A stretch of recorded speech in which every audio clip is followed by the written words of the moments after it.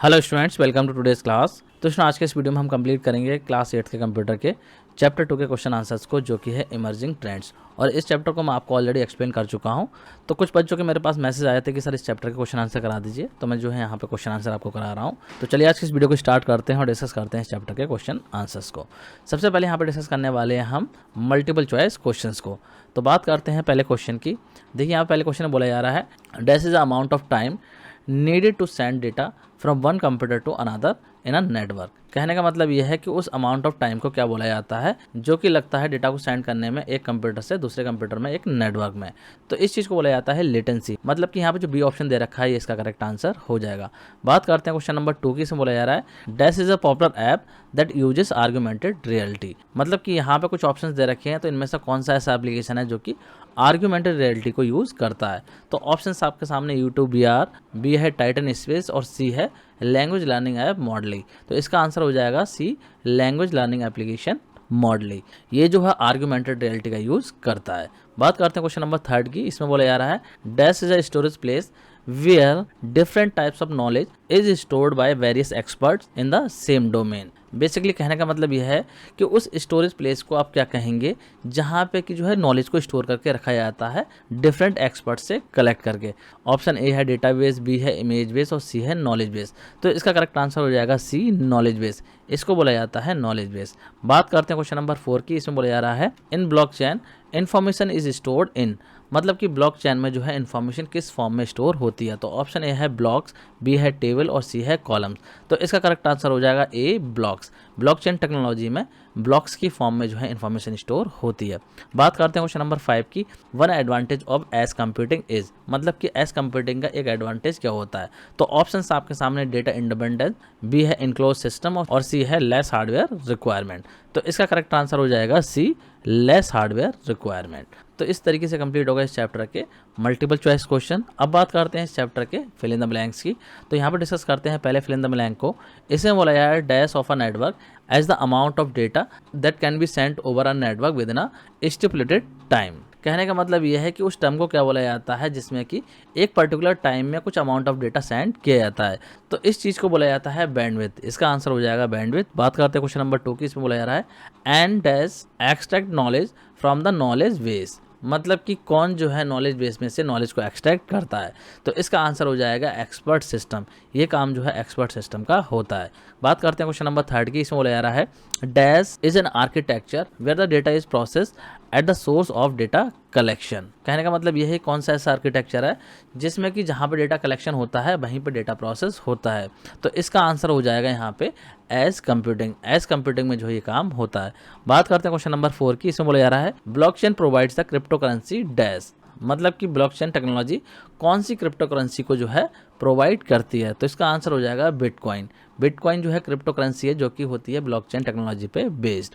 बात करते हैं क्वेश्चन नंबर 5 की। इसमें बोला जा रहा है, dash knowledge store the knowledge based on the ability to guess. कहने का मतलब यह है कि ऐसी नॉलेज को क्या बोलते हैं जो कि बेस्ड होती है गैस करने की एबिलिटी पे। तो इसका आंसर हो जाएगा ह्यूरिस्टिक। तो ये कंप्लीट हो गया इस चैप्टर के फिल इन द ब्लैंक्स। अब हम डिस्कस कर लेते हैं इस चैप्टर के ट्रू फॉल्स को। तो बात करते हैं पहले ट्रू फॉल्स की। इसमें बोला जा रहा है, extended reality is the combination of AR, VR and MR। तो ये बात बिल्कुल सही है। जो एक्सटेंडेड रियलिटी होती है वो इन तीनों का कॉम्बिनेशन होती है। तो इसका आंसर हो जाएगा ट्रू। बात करते हैं अगले क्वेश्चन की, जिसमें बोला जा रहा है, blockchain stores information in a table. मतलब कि जो ब्लॉकचेन टेक्नोलॉजी है ये जो है इन्फॉर्मेशन को टेबल की फॉर्म में स्टोर करती है। तो इस क्वेश्चन का आंसर फॉल्स हो जाएगा, क्योंकि अभी मैंने आपको बताया कि ब्लॉकचेन टेक्नोलॉजी में जो है इन्फॉर्मेशन ब्लॉक्स की फॉर्म में स्टोर होती है। तो इसका आंसर हो जाएगा फॉल्स। अगले क्वेश्चन की बात करते हैं, क्वेश्चन नंबर 3 की। इसमें बोला जा रहा है, the unit of bandwidth is bytes पर सेकेंड।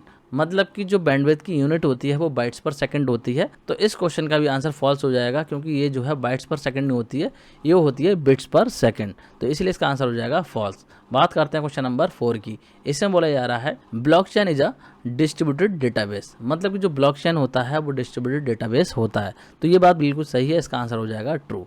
बात करते हैं क्वेश्चन नंबर 5 की। इसमें बोला जा रहा है, edge computing is a method where data is gathered in one location and delivered to cloud storage for processing.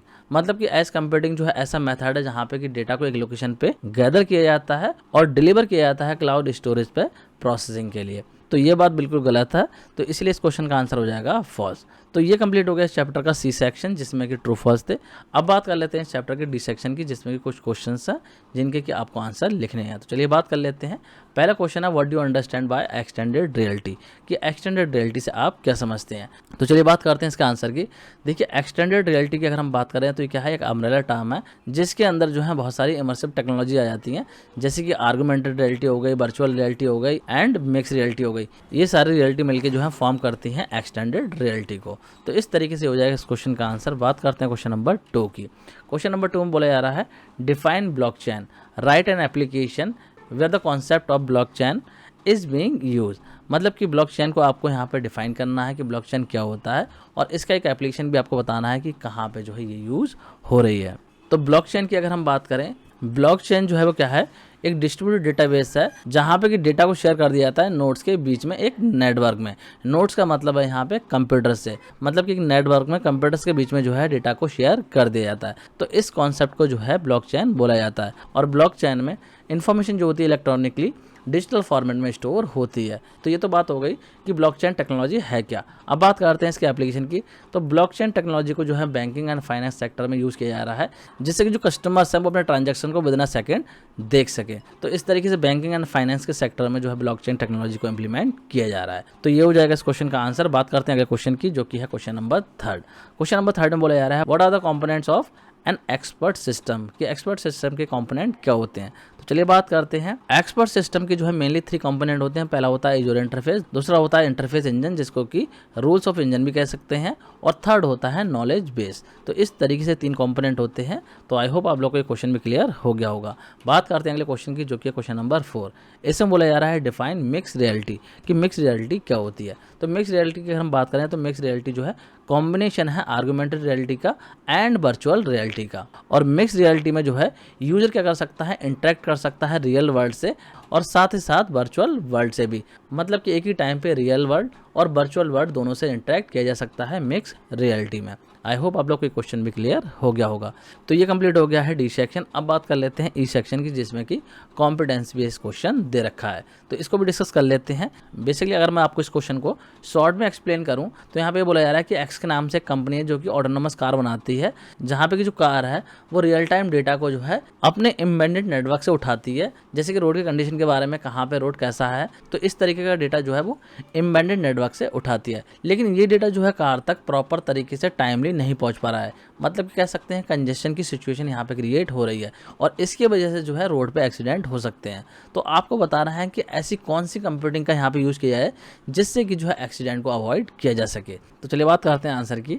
देखिए यहाँ पे जो नेटवर्क में कंजेशन आ रहा है और यहाँ पर डेटा में लेटेंसी देखने को मिल रही है, तो इस चीज़ को ओवरकम करने के लिए या फिर जो है एक्सीडेंट को अवॉइड करने के लिए इंप्लीमेंट की जानी चाहिए यहाँ पे एज कंप्यूटिंग। जो एक्स कंपनी है वो एज कंप्यूटिंग को यहाँ पे जो है इंप्लीमेंट कर सकती है, जिससे कि कंपनी को कार में जो प्रॉब्लम देखने को मिल रही है वो प्रॉब्लम वहाँ पे फिक्स हो जाएगी। तो इस तरीके से हो जाएगा इस क्वेश्चन का आंसर। अब यहाँ पे डिस्कस कर लेते हैं एक्टिविटी सेक्शन को।